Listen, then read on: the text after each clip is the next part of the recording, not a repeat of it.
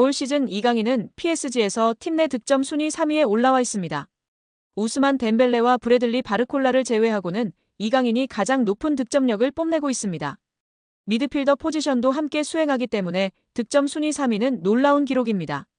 이와 더불어 팀 내 도움 순위와 공격 포인트 순위에서도 3위를 기록하면서 공격의 핵심으로 분류되고 있습니다.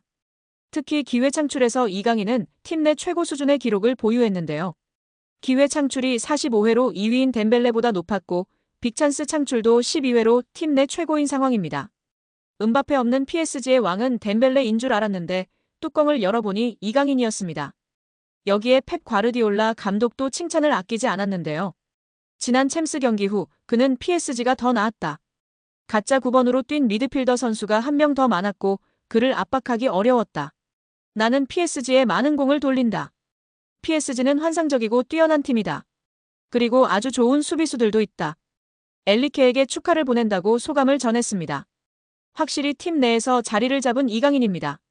프랑스 매체 르텐스포르트는 이강인은 루이스 엘리케 감독이 높이 평가하는 선수로 자리매김했다라면서 이강인은 가짜 9번 역할을 소화하며 과르디올라로부터 칭찬을 받기도 했다고 언급했습니다. 이어 프랑스 대표로 활약했던 샤르보니는 이강인은 중요한 선수다. 매우 중요하다. 그는 미친 활약을 해낸다. 첫 번째 시도와 수많은 움직임을 없애버린다. 그런 사람이 필요하다. 엘리케 감독이 이강인을 이 자리에 기용하는 이유를 알겠다. 그런 미친 선수가 필요하다라며 칭찬했습니다. 이탈리아 신문 가제타 델로 스포르트는 이강인 특집 기사를 보도했다. 매체는 뉴 슈퍼 히어로라는 영상을 통해 리얼리티쇼 스타에서 발렌시아 신성까지 라며 그가 걸어온 길을 조명했습니다. 가제타 델로 스포르트는 동양에서는 그동안 최고 수준의 스타가 탄생하길 애타게 기다렸다. 물론 전성기에 도달하고 있는 토트넘 호스퍼 손흥민이 있다. 하지만 이를 능가할 정도로 눈부시고 아름다운 축구 센스를 가진 사람이 있다. 바로 이강인이다. 이적료 8천만 유로의 숙명을 짊어질 선수다. 괴물이라고 기대감을 드러냈습니다. 이어 이강인의 어린 시절을 되돌아봤는데요. 매체는 위대한 태권도 사범의 아들의 전설을 6살 때 시작됐다. 미래 축구 선수를 꿈꾸는 쇼 프로그램에 출연했다. 10살 때 스페인으로 건너갔다고 전했습니다. 이강인의 특징에 관해서도 꿰뚫고 있었습니다. 가제타 델로 스포르트는 10번의 최적화된 선수다. 드리블을 하며 치고 나갈 때 공이 마치 그의 왼발이 붙어있는 것 같다. 자신의 동료를 향한 기회 창출에 능하다. 빼앗긴 공을 되찾아오려는 수비도 주목해야 한다. 이 정도 능력을 가진 선수 중에 드문 모습이라며 공수양면 갖췄다고 호평했습니다. 또 매체는 날개, 하프 포지션에서 공간이 생기면 파고드는 힘을 발휘한다. 맨체스터 시티 소속이자 포르투갈 미드필더 베르나르도 실바와 비슷하다고 주장했습니다. 또한 이강인 선수가 초등학교 시절 인천 유나이티드 유소년 클럽 취미반에서 축구하던 시절 스승인 최진태 한국축구클리닉센터 감독은 이강인 선수와 약 3년간 함께하면 느낀 감정을 최 감독은 영광스러운 시간이었다고 추억했습니다. 최 감독은 이강인 선수 첫 인상에 대해 처음에 축구하러 왔다고 했을 때 걱정과 부담이 한가득이었다. 다른 선수들과 이미 몇 수 이상 실력차가 존재했다며 내가 가르칠 만한 선수가 아니었고 강인이 선수 생활을 망칠까봐 걱정도 됐다고 고백했습니다. 이강인 선수 부모님이 최 감독의 흔들리는 마음을 잡았습니다. 최 감독은 이강인 선수의 어머님이 강인이 맡기려고 찾아온 거다. 다른 데 다 비교해도 선생님만큼 유소년 전문가 못 봤다. 전적으로 맡아달라고 했다고 회상했습니다. 이어 강인이 정도 실력의 선수를 지도하며 유소년 지도자 생활을 하는 내 철학도 많이 바뀌었다고 덧붙였습니다. 최 감독은 이강인 선수의 천부적 재능을 인정하면서도 어린 시절 했던 공놀이가 지금의 이강인을 만들었다고 해도 과언이 아니라고 주장했습니다. 이강인의 재능은 당시 함께 지도했던 브라질 출신의 주닝요 코치도 매료되게 만들었습니다.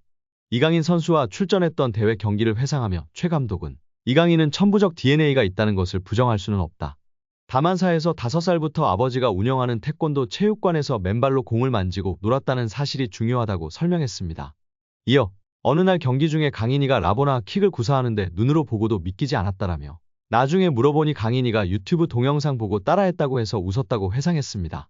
최 감독은 당시 함께했던 주닝요 코치도 이강인 선수는 같은 나이대에 세계적으로도 손꼽히는 재능이다며 엄지를 치켜세웠다라며 외국인 코치들은 자국 노하우와 기술을 전수해주려 하지 않는 특징이 있는데 당시 강인이 재능에 매료된 주닝요 코치는 강인이에게 하나라도 더 알려주기 위해 노력했다고 말했습니다.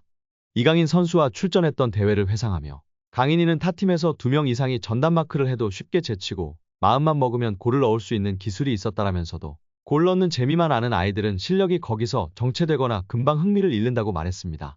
이어 강인이에게 강인아 너 혼자 해도 되는데 친구들도 있다는 것을 기억하자. 함께 나누는 축구를 하면 11명이 한 팀이 돼서 더 즐거운 축구할 수 있다.